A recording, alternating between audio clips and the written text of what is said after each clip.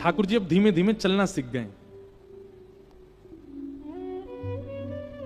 मैया लाला को वस्त्र नहीं पहनाती है, आभूषण पहनाती है। आभूषण में ही ठाकुर जी ढक जाते हैं थोड़े बहुत, नीचे कुछ पहनते नहीं है, नंगे ही घूमते हैं पूरे दिन। और केवल केश गूंथ करके सुंदर घुंघराले केशों को यहां बांध के एक मोती की लड़ बांध देती हैं, और उसमें एक मोर पिछ लगा देती हैं। अच्छा, यशोदा मैया का एक इतना सुंदर भाव है। यशोदा मैया क्या करती हैं?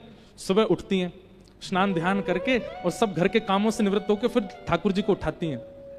और उठाने के बाद मैया नहवाती नहीं है लाला को, तो अपने सुंदर वस्त्र पे ही जल लेकर के निचोड़ के, गीले गीले जल हो जाते हैं उससे मुख पहुंचती है, नाक पहुंचती है, माथा पहुंचती है, गला पहुंच के सर्वांगीण अंग पहुंच देती है।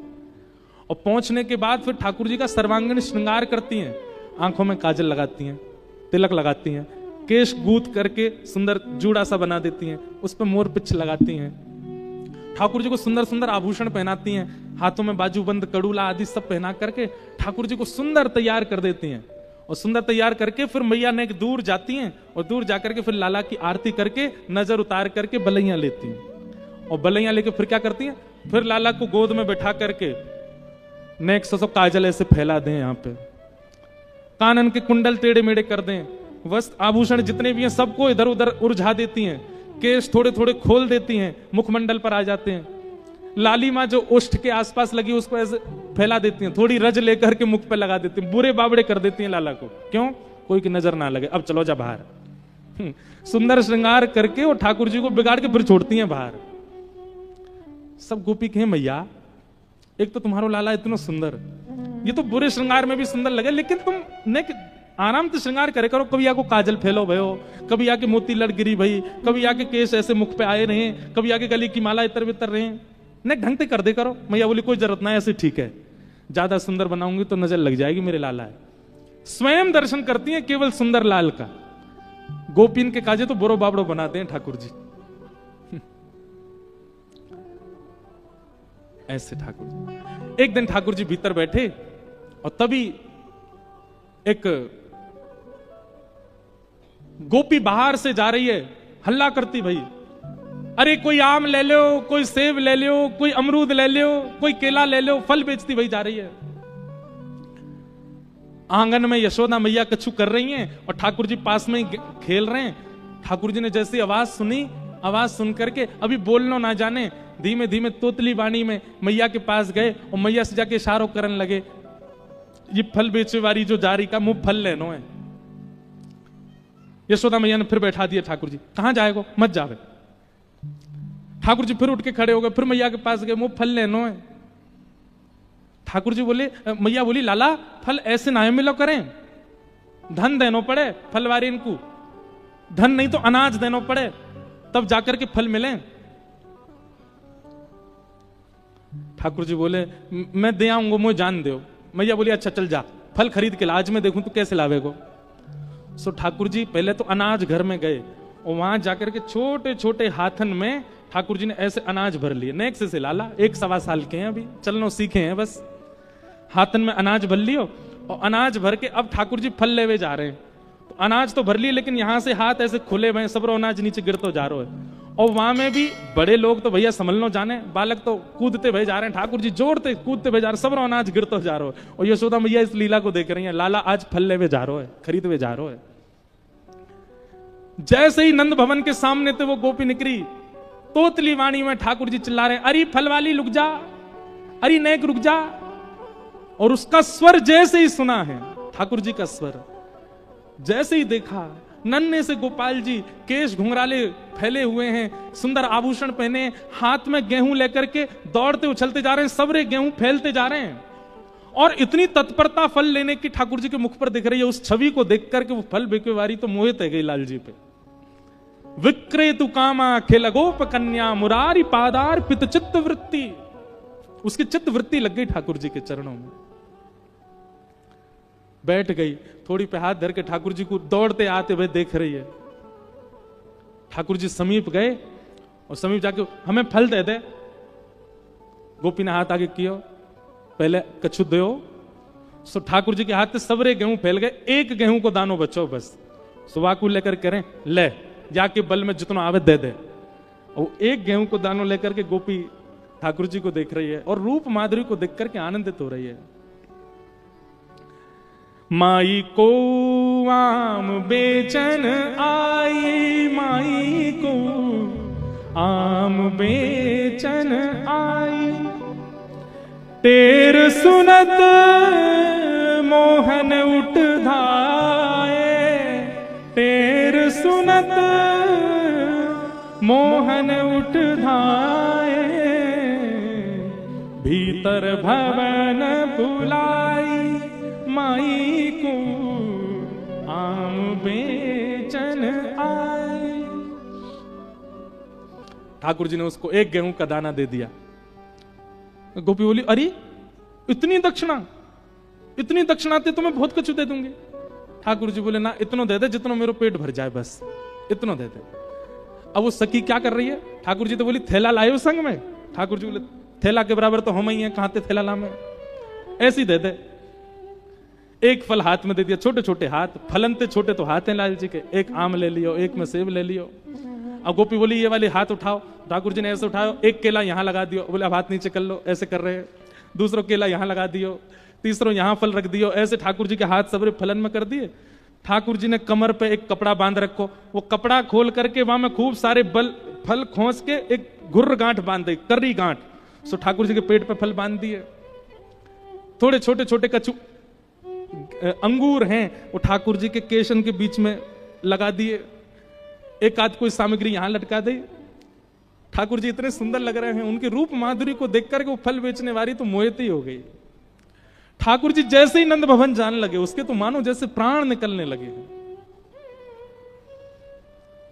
दौड़ते दौड़ते ठाकुर जी जा रहे हैं, कहीं से आम निकल के गिर रहे हैं, कहीं से केला गिर रहे हैं, कहीं से सब गिर रहे हैं। यहां आए थे तो एक अनाज का दाना हाथ में, नंद भवन पहुंचे तो भी एक ही फल लेके पहुंचे, सब गिर आए रास्ता में। गोपी उस स्वरूप को देख करके जैसे ही आगे बढ़ी, फल लेकर के चलने लगी। अब ये नहीं कह रही है आम ले लो, अमरूद ले लो, केला ले लो, अब तो कह रही है कोई घन श्याम ले लो री, कोई नंदलाल ले लो री, कोई घन श्याम ले लो री, कोई नंदलाल ले लो री। पूरे नगर में भ्रमण कर रही है, नंदलाल ले लो, घनश्याम ले लो, कृष्ण ले लो, मुरारी ले लो। ऐसा रूप है ठाकुर जी को, कहां तक वर्णन करें, इतनी लीलाएं हैं श्री ठाकुर जी की ब्रज की। 11 वर्ष 56 दिन में ठाकुर जी ने उस प्रेम के समुद्र को प्रकट कर दिया वृंदावन में, जिसमें आज तक गोते लगा रहे हैं और लाखों वर्षों तक गोते लगाते रहेंगे लोग। वह प्रेम का सरोवर है।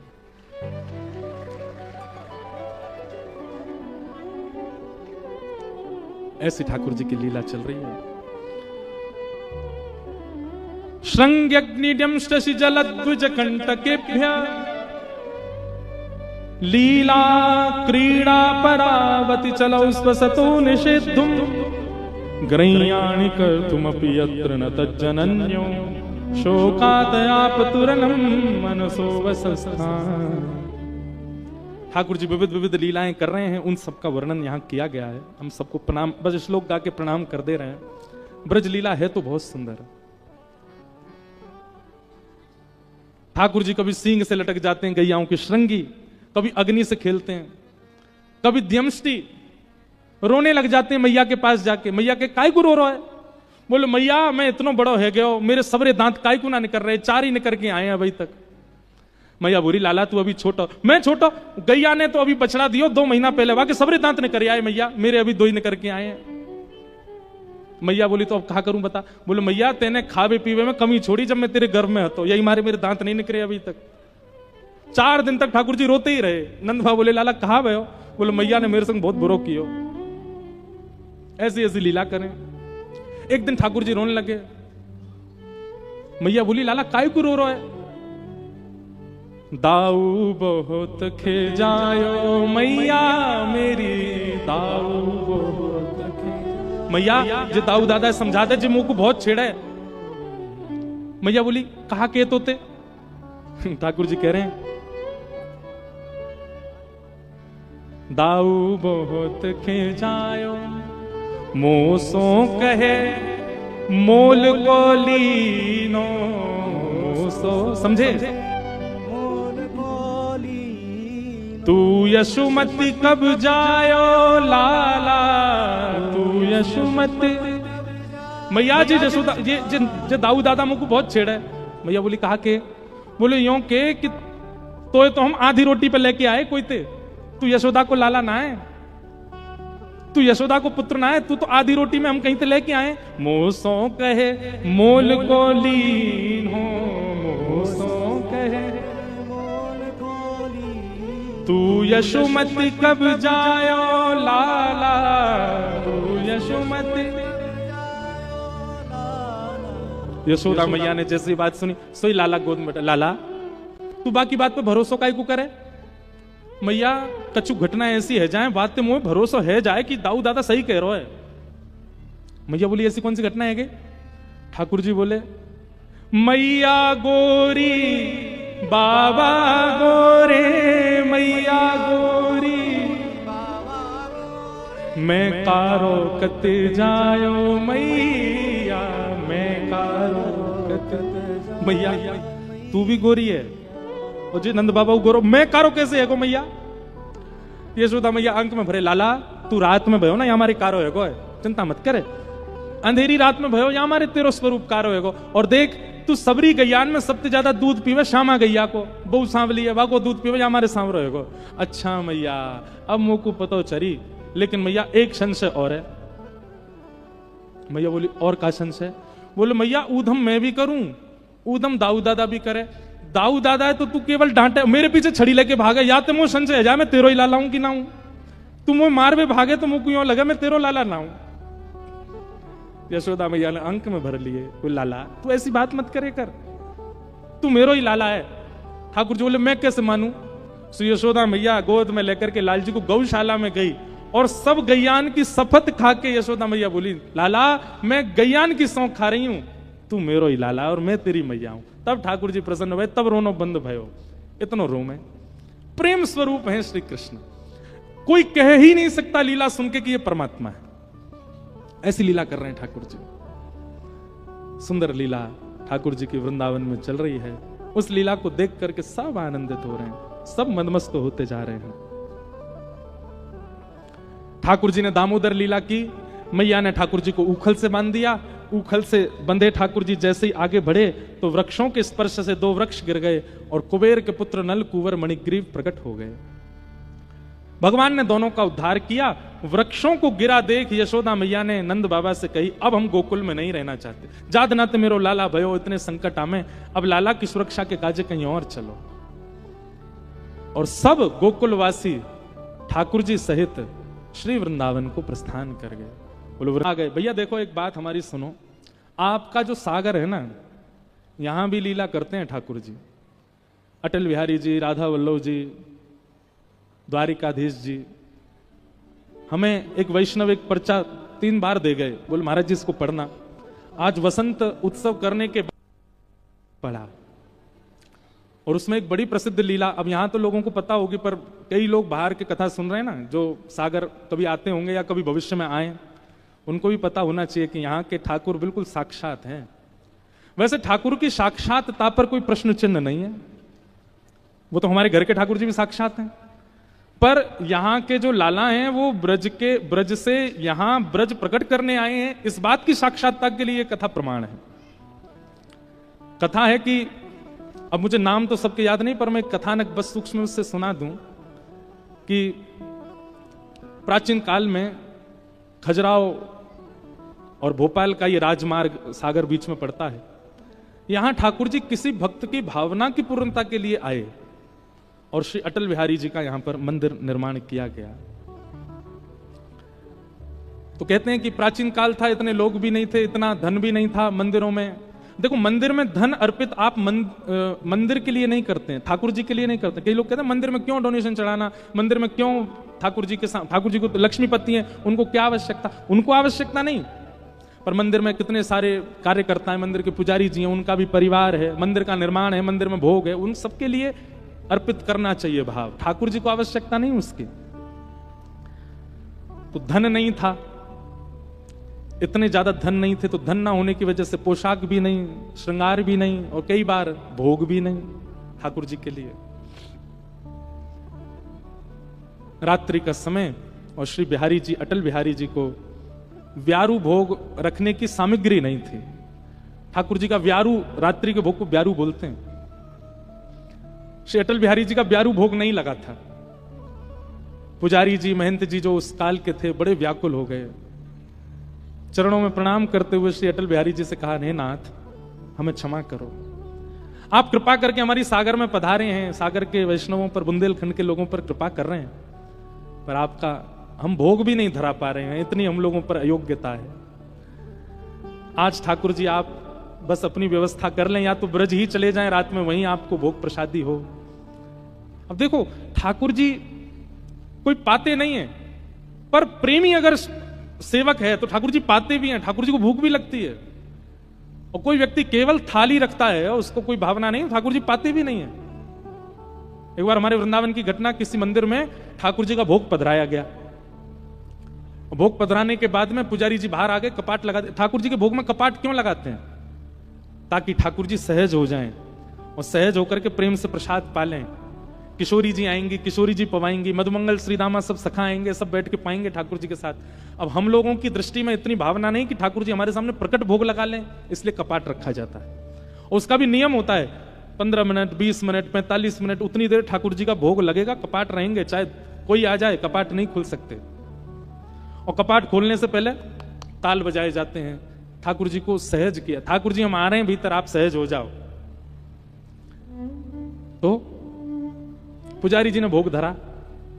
भोग धरने के बाद आप बाहर बात करने लगे किसी से, और बात करते करते आपको लगा कि समय पूरा हो गया, और जबकि समय अभी भोग का पूरा हुआ नहीं था, और आप बिना ताल बजाए मंदिर के भीतर प्रवेश कर गए। जैसे ही आपने पर्दा हटाया, ठाकुर जी को पता तो चल गई पुजारी जी आ रहे, दौड़ते भागते बेचारे अपनी पीतांबरी कस के जाके अपने सिंहासन में जैसे खड़े भये। खड़े तो हो गए ठाकुर जी, लेकिन दाल और कड़ी और चावल मुख पे ही लगे रह गए, मुख पहुंचना भूल गए। और पुजारी जी ने वो देख लिया, और जैसे पुजारी जी ने देखा, नेत्र सजल हो गए। पुजारी जी दूर से बिलियां लेने लगे, जय जय, क्षमा करियो, आज ताल बजानो भूल गो, लेकिन ताल बजानो भूल गो तभी तो ये दर्शन हुए। ठाकुर जी का मुख स्पष्ट करके, स्वच्छ करके क्षमा याचना की, फिर से भोग बना के फिर पधराया। हमारी वजह से ठाकुर जी को श्रम हो गया। ठाकुर जी पाते हैं, पर कब पाते हैं? पवाने वाला प्रेमी हो, वो केवल थाली रख के उठाना जानता हो, उसना पाते भी नहीं है ठाकुर जी। इतने वैष्णव हैं पूरे विश्व में, कहीं तो कोई होगा प्रेम से पवाने वाला, वहीं पाते हैं ठाकुर जी।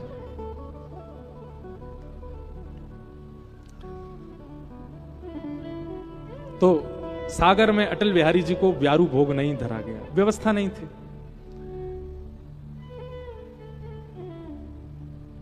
कपाट बंद करके, पर्दा आदि करके, ताला लगा के बड़े व्यथित मन से पुजारी जी चले गए, रोते रहे, बोले आज हमसे हमारे कैसे अभागे, इससे बढ़िया तो ठाकुर जी सागर आमे ही नहीं, वहीं रहते, कम से कम प्रेम से प्रसाद तो पाते, यहां हम पवा ही नहीं पा रहे ठाकुर जी को। लेकिन उनकी विरह वेदना, पास ही में एक सुंदर दुकान थी, आज सुबह से वहां कोई आए भी नहीं थे ऐसे प्रसाद लेने वाले। सुंदर दुकानदार जो थे, बढ़िया मिठाइयों को दोना में परोस करके बाहर सजा के रखते थे, लोग बाग आके धनराशि देते, वो दो नाम देते, लोग भोग लगाते बिहारी जी का। पर आज कोई दर्शनार्थी नहीं आया सुबह से। अचानक से शाम का समय, रात्रि का समय, मंदिर आदि बंद हो गए, दुकानें सब, बाजार बंद होने लगा। तो जिनकी मिष्ठान की दुकान थी वे भी अपनी दुकान बंद करने लगे। तभी एक बढ़िया सेठ साहूकार का रूप, बढ़िया सुंदर, गले में स्वर्ण पहने हैं, अंगूठियां पहनी हैं, कड़ूला पहने हैं, हाथन में कानन में कुंडल, और बढ़िया कोई जैसे मानो सेठ हो, कोई ऐसा रूप धारण करके कोई आए और आकर के कहा, भैया क्या दाम है, कितने सेर आपके यहाँ मिलती है मिठाई। पहले तो रूप देख करके वो बोले कि कोई सामान्य रूप, सामान्य किसी व्यक्ति का रूप तो नहीं लगता, बड़े सुंदर हैं। दोबारा पूछा, अरे भैया आपसे पूछ रहे हैं क्या भाव लगाई है मिठाई। बता दिए जो भी उस समय का मूल्य था, वो इतना है, इतने रुपया एक दोने का है, आप ले लीजिए। आपने दोना उठाया और उठा करके जैसे ही अपनी जेब में हाथ डाला तो रुपया था ही नहीं। आपने कहा, भैया हम रुपया तो भूले आए घर पे, हम क्या दें आपको। तो इतना सुंदर रूप था उनका, इतने, उनकी उपस्थिति इतनी सकारात्मक थी कि वे मिठाई वाले भैया बोले, कोई बात नहीं आप ले जाओ, धन तो कभी दे देना आप, कोई बात नहीं। नहीं नहीं नहीं, ऐसे नहीं पाना चाहिए, कुछ तो देंगे हम आपको। खूब मना किया, बोले कोई बात नहीं आप फिर कभी दे देना, पर नहीं हम तो दे के जाएंगे। और तभी उन सज्जन व्यक्ति ने अपनी एक अंगूठी हीरा की उतार के धर दी। बोले महाराज जी अंगूठी रख लीजिए। और इसके, अरे भैया अंगूठी तो बहुत मूल्यवान है, इतने की तो कोई मिठाई नहीं पाई आपने, आप ये मत दे के जाइए। बोले नहीं नहीं आप रखिए। और ऐसा कहकर के वो मिठाई खूब मना करते रहे पर नहीं, दे के चले गए। उन्होंने भी सोचा पता नहीं बड़ा अद्भुत व्यक्ति जिसके रूप से, उस उपस्थिति से इतना आनंद हो रहा था। अंगूठी ले गए, ले जाकर के अपनी तिजोरी में घर पे रख दी, सो गए। सुबह का उनका नियम रोज आके अटल बिहारी जी के दर्शन करते, फिर अपनी दुकान खोलते। आकर के जैसे ही दर्शन करने आए तो भीड़ लगी थी लोगों की। भीतर प्रवेश करके जैसे ही पूछा तो सब लोग व्याकुल। उन्होंने पूछा क्या हुआ, इतनी भीड़ कैसे आज सुबह? बोले भैया पुजारी जी कह रहे हैं कि रात्रि में ठाकुर जी को ब्यारू भोग नहीं लगा, कोई सामग्री भोजन की पधराई नहीं गई, पर सवेरे जब ताला आकर के खोला है तो सामने 2 दोनान में मिठाई रखी है और ठाकुर जी के हाथ की निज अंगूठी वो अंतर्ध्यान कोई चोरी कर ले गया है। लेकिन आश्चर्य की बात यह, चोर भी आया था तो ताला तोड़ा होगा, ताला तो टूटा ही नहीं है, यथावत लगा है। फिर कैसे यह घटना घटी? दुकानदार ने जैसे ही देखा दोने की ओर और अंगूठी का चिंतन जैसे हुआ तो सोचने लगे कि रात्रि एक घटना घटी है, कोई व्यक्ति हमसे प्रसाद लेके गया, भेंट में अंगूठी दे गया, कहीं ऐसा तो नहीं है कि बिहारी जी की लीला हो। आपने तुरंत दौड़ करके अंगूठी लेकर के आए, आकर के पुजारी जी को देखी, यही अंगूठी है क्या ठाकुर जी की? देख करके पुजारी जी बोले हाँ यही अंगूठी है। यह सुनते ही वे भावुक हो गए। बोले अरे भैया आपने कल भोग नहीं धरा ठाकुर जी को, और आप इतने व्याकुल हो गए जाकर के कि आपकी व्याकुलता के कारण ठाकुर जी ही आए और आकर के अपनी अंगूठी भेंट देकर के प्रसाद लेकर के गए, रात में ब्यारू भोग पाया। तो भैया सागर वारे धन्य हो, हमारे वृंदावन चंद यहां भी बैठे हैं और पूरी लीला कर रहे हैं। ऐसी लीलाएं तो हमारे ब्रज में करते हैं ठाकुर जी। ब्रज के अन्यत्र कहीं लीला श्री कृष्ण की प्रकट हो रही है तो इसका मतलब कोई तो गोपी है वहां पे, कोई तो ग्वाला है वहां पे, कहीं तो वहां ब्रज व्यवस्थित है।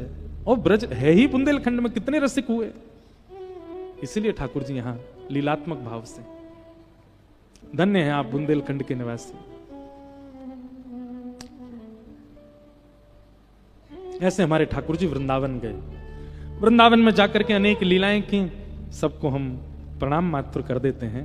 और गिरधर लाल जी भी आवे वारे हैं, सीधे गोवर्धन लीला की ओर चलते हैं, अति काल भी हो रहा है। कल कथा का समय यथावत 3 से 6 का ही है, पर परसों विश्राम दिवस की कथा सवेरे 10 बजे से है, क्योंकि हम यहाँ कथा विश्राम करके सीधे हमारी फिर 7 तारीख से हिमाचल में कथा है, बीच में एक 6 तारीख हमारे पास है, तो उसमें हमको कुंभ जाने का एक लोभ है, तो यहाँ जल्दी कथा पूरी करके कुंभ में प्रस्थान करेंगे। इसलिए परसों विश्राम दिवस की कथा आप लोग श्रवण करने के लिए सुबह सुबह जल्दी आ जाना। आप कहोगे महाराज जी हमारे काम हैं, धंधे हैं, जो भी हैं, तो जैसे बीमार हो जाने पर आप अपने धंधे कामों पर नहीं जाते, ऐसे उस दिन बीमार घोषित कर लेना अपने आप को, कथा में आ जाना। और 9 बजे ही आ जाइएगा, क्योंकि 10 बजे से 12 बजे तक कथा का क्रम रहेगा, थोड़ी देर ऊपर नीचे होगा, विश्राम दिवस है।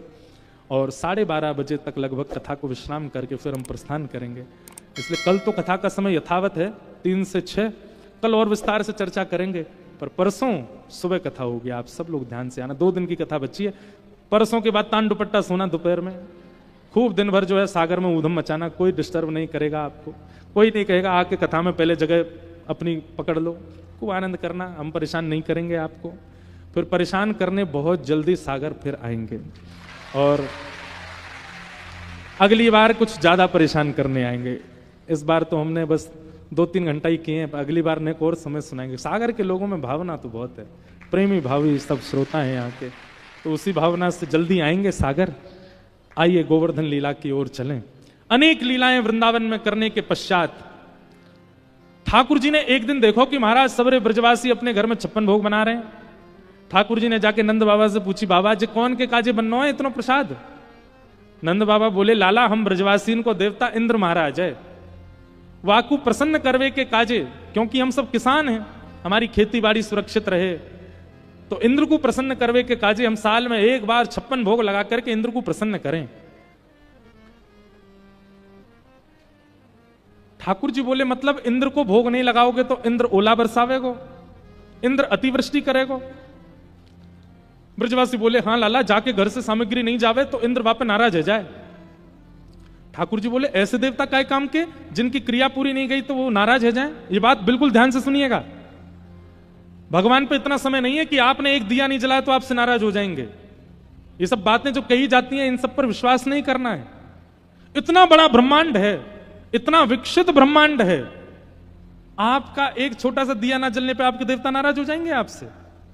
मतलब पूरे ब्रह्मांड में आपका ही दिया चाहिए, उसी से ही उनको दिखता है, उसके अलावा दिखेगा नहीं। ये सब आपका भ्रम बन जाता है कि हमने ऐसा नहीं किया, वो नहीं किया, वो तो भाई हमारे कुल देवता नाराज। ये सब आपके प्रारब्ध के कारण जीवन में आता है। और जितना जिस वस्तु पर आप विश्वास करेंगे फिर वैसा ही बनता चला जाता है जीवन। हमारे वो रूठे पड़े हैं, हमारे पितर रूठे पड़े हैं, हमारे वो रूठे पड़े नहीं। आप अपने कर्म को सिद्ध करते हुए चलिए। देवी देवता इतनी जल्दी नाराज होने वाले नहीं है। हमने ऐसा नहीं किया, वो हम पे नाराज हो गए, क्यों होंगे नाराज?